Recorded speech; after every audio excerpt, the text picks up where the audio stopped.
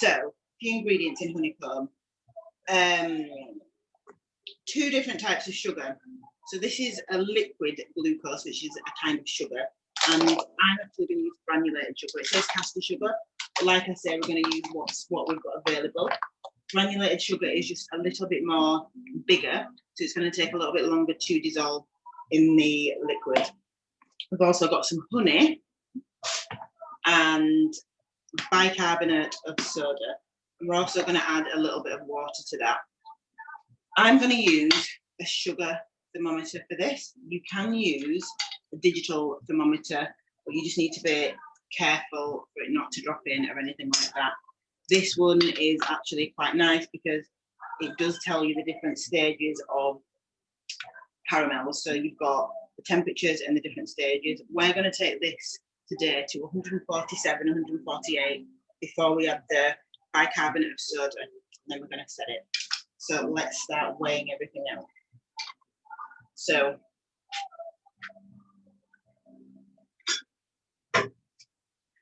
we want 30 grams of cold water. Okay, so I'm going to start by adding the cold water into the pan first. So I've got a medium-sized pan with tall sides. So I'm going to, because 30 grams is not a lot, I've got water in a glass and I'm going to use a spoon to measure it in. So that's 1, 2, 3, say 3.5 tablespoons.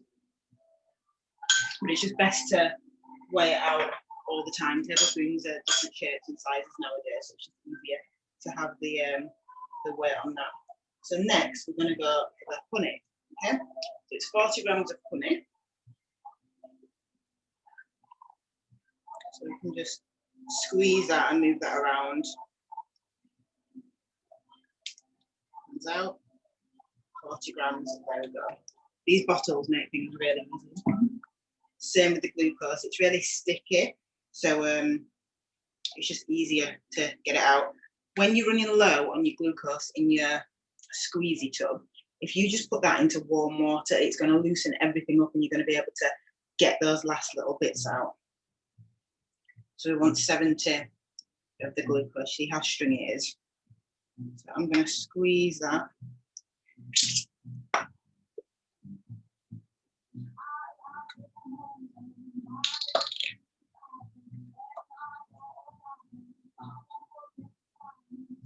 So stop just a little bit before you get to 70, because there's obviously still going to be some more coming down. You don't really want to go over. All right then. So we've got the water, we've got the glucose, and we've got the honey. We're going to put the sugar in. So like I said, I'm using granulated sugar, completely fine. So it's 200 grams. Again, because we're weighing this onto something, weigh this into a separate bowl and then add it, or if you're confident, go straight into the pan. Saves on the washing up. So it's 200 grams. I'm aiming directly for the middle when I'm putting this sugar. I don't want to spray it all on the edge. I want it to go in the middle of the water, so when it melts, it's going to be even.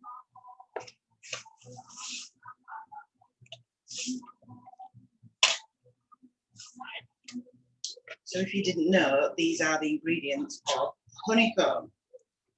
And there's so many different things that you can do with this honeycomb. You can break it up and dip it into chocolate. You can break it up and fold it through some vanilla ice cream. All right. So I've got it in the pan there. Just giving it a little swirl. And then that is going to go on a medium heat. And I'm going to pop my sugar thermometer at the side there. Just going to give it a little. My home cooker has got knobs 1 to 9. I've got mine on 6 at the minute, which should be more than enough. So I'm just going to balance that there, so if you can see it. You're not going to be able to see it, but it's fine. Now I'm going to get the bicarbonate of soda, 1 teaspoon. Okay, so this is a plastic, super dry container. You want it to be dry. You don't want any lumps or anything like that. Very important as well.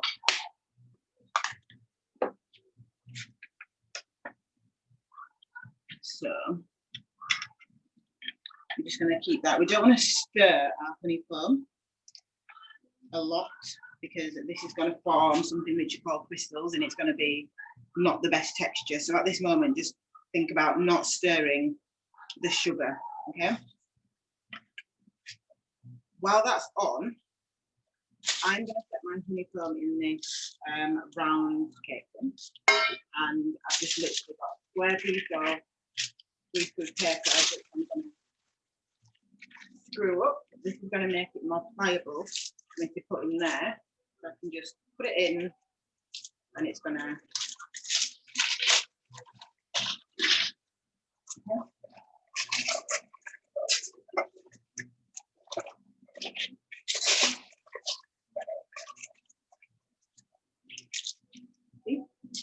So it comes up, the honeycomb is going to come to just under halfway, so we don't need to go all the way to the top. This is going to get broken and into bits.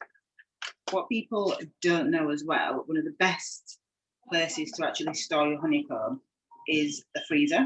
It needs to be in a super airtight container. You cannot let any liquid, moisture or anything get to it. That will make it sticky, so you don't want that to happen. But in an airtight container in the freezer, you take it out, you get that wonderful crunch. If you think about when you get ice creams from the supermarket with that amazing honeycomb crunch, it's kind of the same philosophy there, but that is actually being folded through the ice cream, so it's a bit different. If you freeze some of this and taste it, it's wonderful. So this temperature is climbing, so you see how quick it is climbing. So already we are on 130, which is soft, just over, it's soft boil. So we're going to keep going a little bit more. Like that. With the bicarbonate of soda, I'm going to pour it directly into the middle, and I'm going to whisk. It's going to froth up, so you're going to see it froth up and get a little bit bigger, lighter in colour. So really keep an eye on this temperature. This is the most important thing about honeycomb, what people don't realise. When they have the bicarbonate of soda, the bubbles that is being created by it is little steam pockets, and that is actually increasing the temperature so much. If you take it to 160 degrees, which is completely fine for a caramel, think about how much further up in temperature this is going to go. And this is why people tend to burn their honeycomb, because they take it too high in the first stage. 147, 148 is perfect. So as you can see, the colour, it's not caramel colour, it's a light colour still. And we are so nearly there. This is a fun little thing to have. You can just have it, crumble it on so many things. Even, you know, once you've decorated cookies, if you made cookies, just dip them in chocolate and crumble some honeycomb on it. It's just so many different things. Cakes, a nice little garnish for a cake.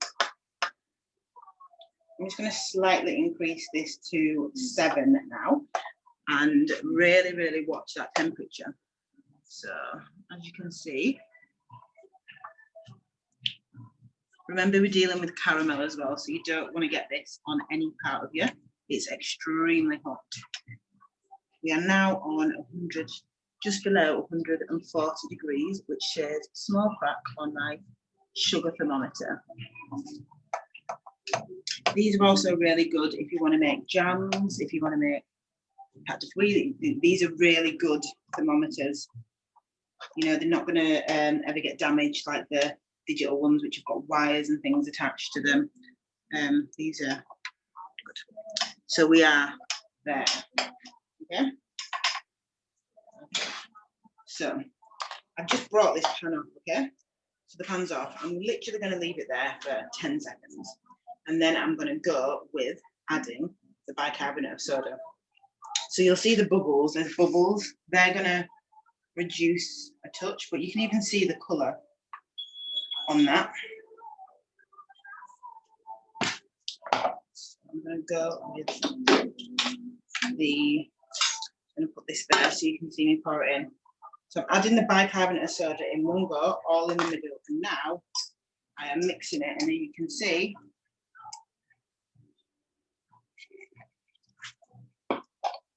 I'm going to keep mixing.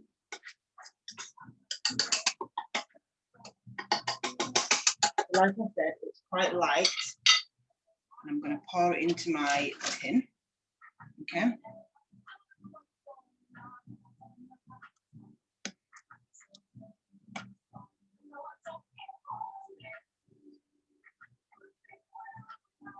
This comes off so easily with water. Okay, so you put your pan, you fill it with water, leave it for 10-15 minutes, and it practically disintegrates and disappears. So this is, you can see, the honeycomb. So you don't really want to touch that. That's where you want to leave it. You want to leave it until it's fully cooled down. If you start moving it, you're going to start knocking the air that you've just created by whisking, whisking, whisking. As you can see, it's rising, and those delicious honeycomb structures are getting formed now. Even the smell, you can smell it. So, in true fashion, here's what I did earlier. So I use the exact same tin. Yeah.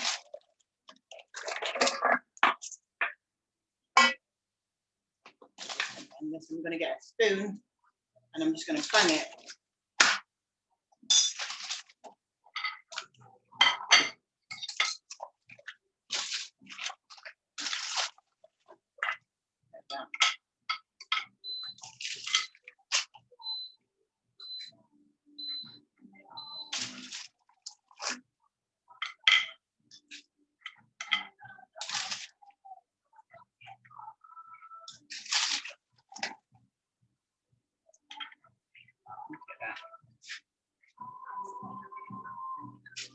This is going to take about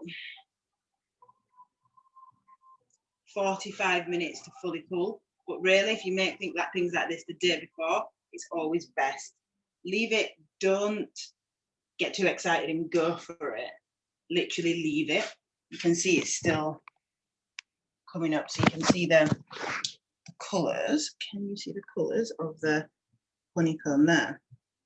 So it smells delicious. Like I said, break them into little pieces, dip them into chocolate. This adds another extra layer of security to protect it from moisture and all things like that. The ice cream, what I would do is I would get it in a bowl, and I would crush it with the back of the spoon to get nice little chunks.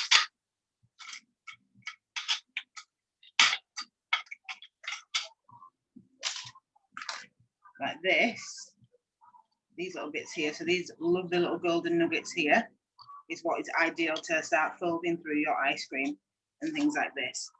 Even make a milkshake. You can make a delicious milkshake, throw it in the milk, blitz it all up, honeycomb milkshake. There we go. Okay, wonderful. I hope you've enjoyed again this little tips on how to make honeycomb. Thank you very much, and see you next week.